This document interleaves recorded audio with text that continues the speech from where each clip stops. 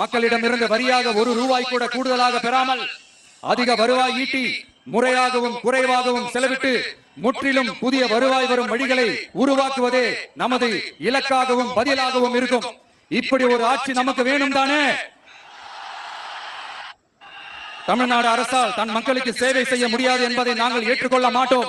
மக்களிடமிருந்து வரியாக ஒரு ரூபாய் கூட கூடுதலாக பெறாமல் அதிக வருவாய் ஈட்டி முறையாகவும் குறைவாகவும் செலவிட்டு முற்றிலும் புதிய வருவாய் வரும் வழிகளை உருவாக்குவதே நமது இலக்காகவும் பதிலாகவும் இருக்கும். இப்படி ஒரு ஆட்சி நமக்கு வேணும் தானே?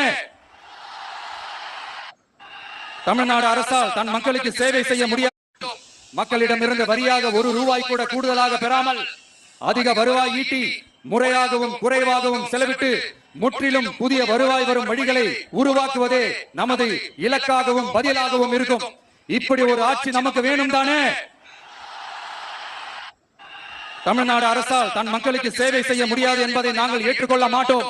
மக்களிடமிருந்து வரியாக ஒரு ரூபாய் கூட கூடுதலாக பெறாமல் அதிக வருவாய் ஈட்டி முறையாகவும் குறைவாகவும் செலவிட்டு முற்றிலும் புதிய வருவாய் வரும் வழிகளை உருவாக்குவதே நமது இலக்காகவும் பதிலாகவும் இருக்கும். இப்படி ஒரு ஆட்சி நமக்கு வேணும் தானே?